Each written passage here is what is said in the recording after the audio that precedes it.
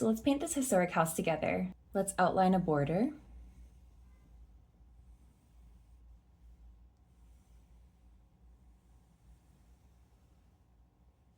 Now let's create the outline of the house using pencil.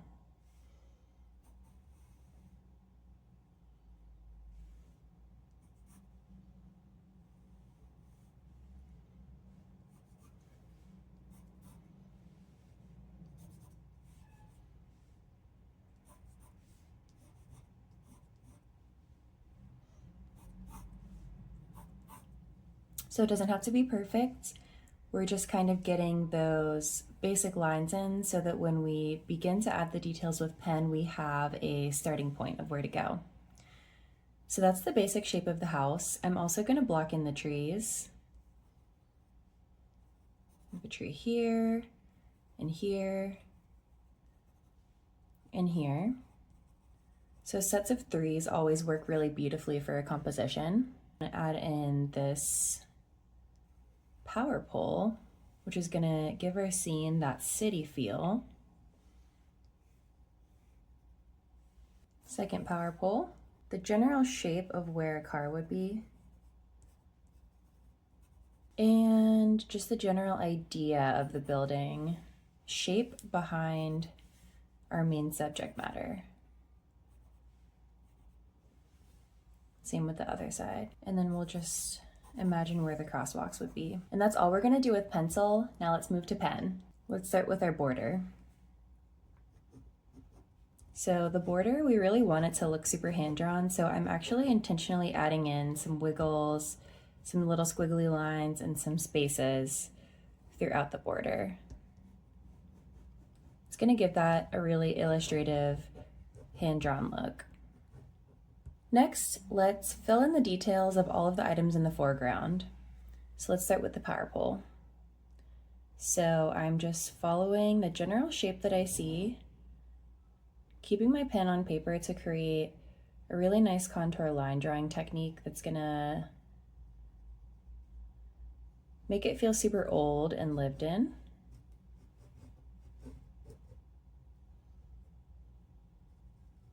See, we have some little small notches throughout the pole where the metal attachments are.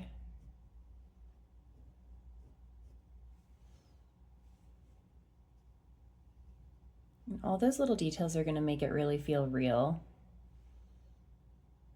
There's a little circular component here. Okay. And now let's do the second power pole. It's actually going in this direction.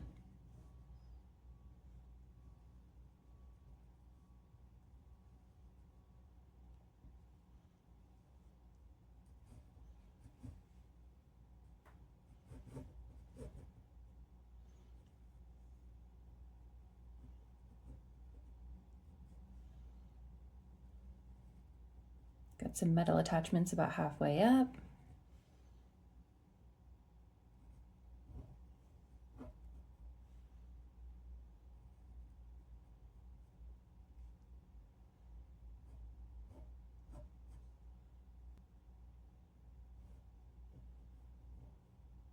And then let's go ahead and draw in some of the lines of this first power pole just to give us an idea of where they're going through the scene.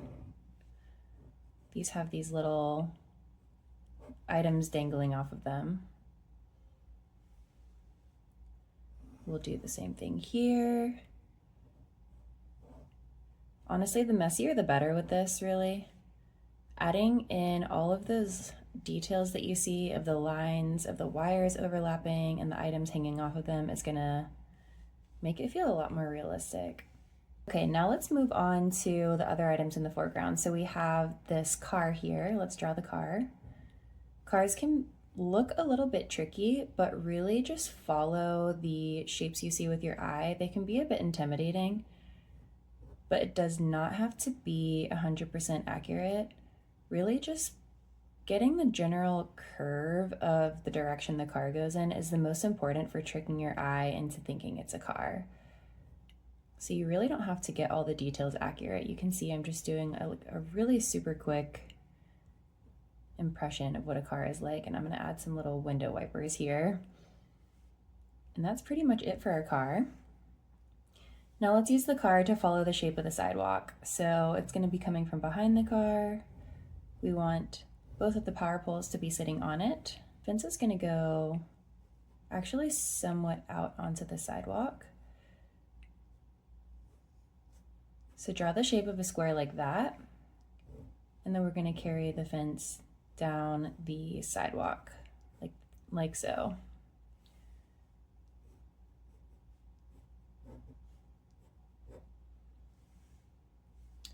There's a few thicker pieces of it like that, and then we'll just add some kind of wonky lines to denote the rest of the gate. So for the trees, I'm just gonna do super loose wiggly lines. The more organically shaped, the better. It's gonna make the trees look and feel more alive. You really don't have to get into the weeds with doing hyper-specific tree details. And you can make them look slightly different if you want. Final detail in the foreground I'm gonna add is this stop sign right here. So it's about this tall. We'll do just a general hexagon shape. So let's start with the actual core of the house. Add in your basic lines there.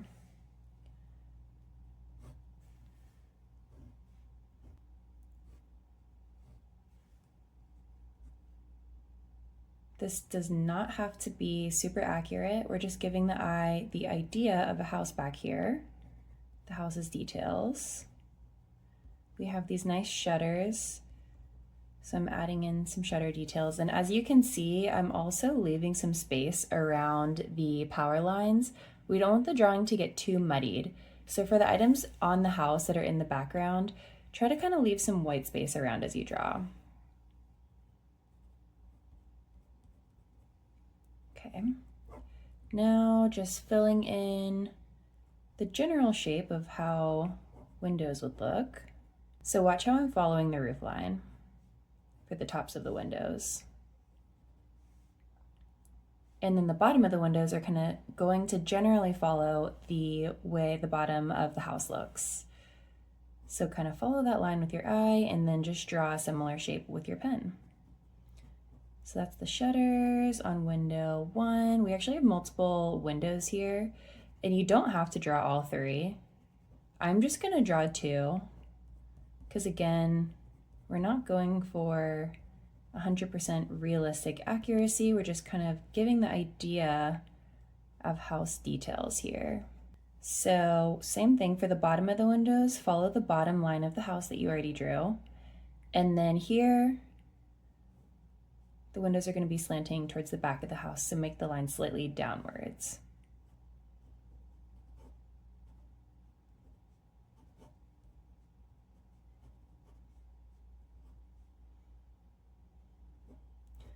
This window is the window you can see the most, so as you can see here, I'm adding in a little bit more concrete details to the window so we can fully draw most of this window.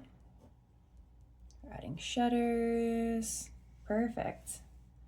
And then this one's pretty tucked away, so I'm not bothering too much with the details of that one.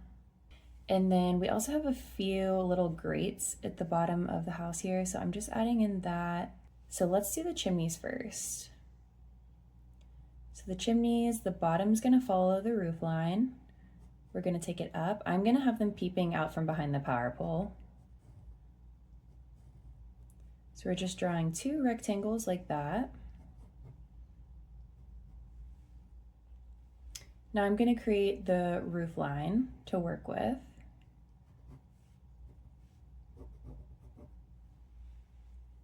We really want the roof line peeping out over the edge of the house. So pull the top of it out over the edge, just denoting where the roof line is.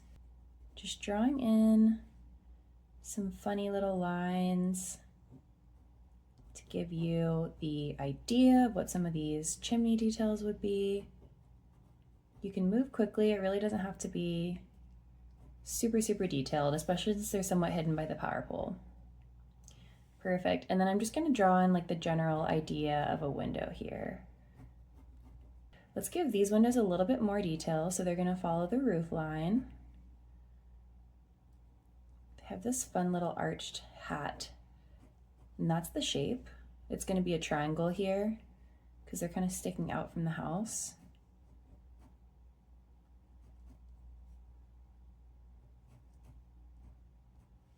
A little rectangle up top, and then it has this little gate at the top, which is super cute. So I'm definitely going to add that, a few little scribbles. And the roof also has some really fun shingles. I actually really like the shape of the shingles on this, so I am going to add in shingles. Just doing some super loose, scribbly U shapes to denote old shingles on the house.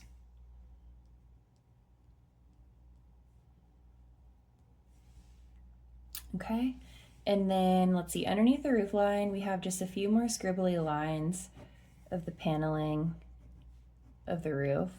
So now let's just fill in a few of the background details that are gonna continue to give the scene a little bit more context. So I'm just gonna do like some super fast scribbly lines for indicating the house next door, but we don't wanna fill in too much because we want the focus to be on our main subject.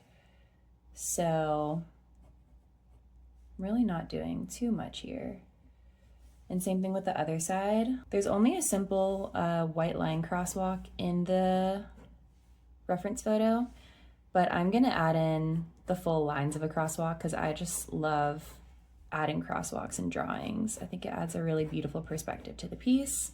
Finally, we're gonna add in some more of these power lines. That's gonna really give it that city vibe. So you can just kind of draw these off to the side, connecting to the poles, going off the sides of the drawing.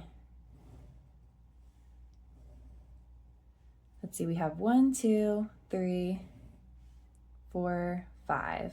I think an odd number is always good to work with, so I'm gonna leave it at that.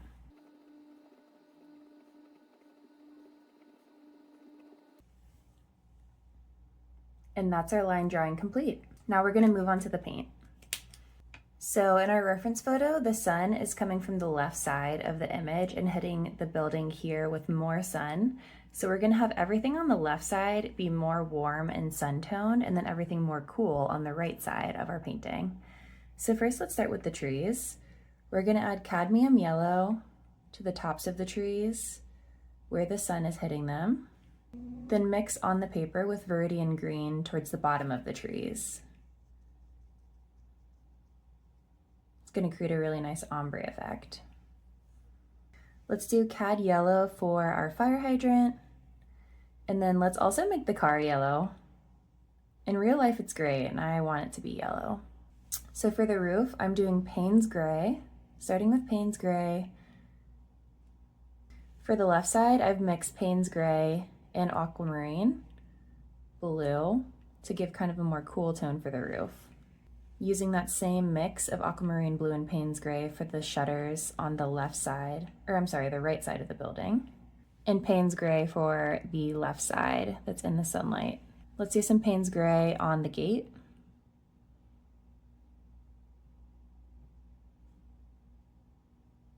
For the chimneys, I'm doing burnt sienna.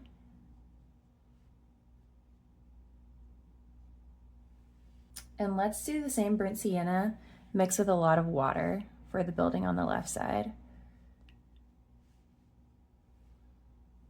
And let's do the right side too, just to even out the scene a little bit. Keep it super, super light because that's not the focus. For the sidewalk, I'm doing a super light wash of alizarin crimson on the sunny side. And then once we get to the darker side of the street, I'm mixing it with Payne's Gray. Letting all the colors mix together. That's beautiful. Grab your brush with literally just water, and we're gonna wash some of the color down onto the street.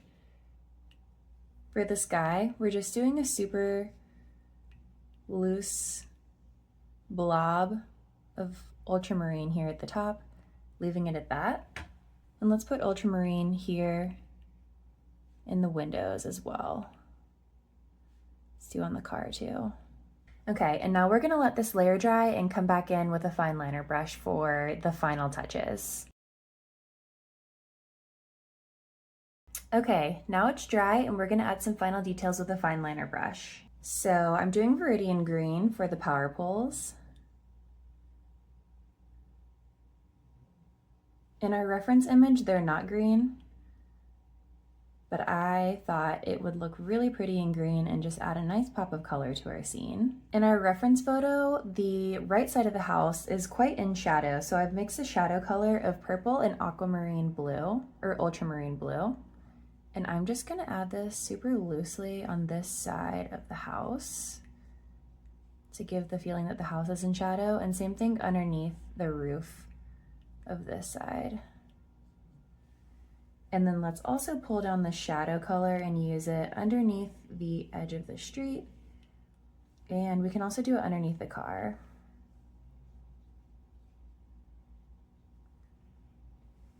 And then finally, as a few small details, I'm taking cadmium yellow and I'm just gonna punch up the color on some of the areas where we have cad yellow already. Let's take Payne's Gray and go over the gate one more time. As it's in the foreground, we want to increase contrast. Okay, and that's literally it. We're gonna leave it there. We don't wanna overwork it. It looks beautiful as is. It reflects the atmosphere of our reference photo, and that was super easy and fun. So I hope you enjoyed the tutorial.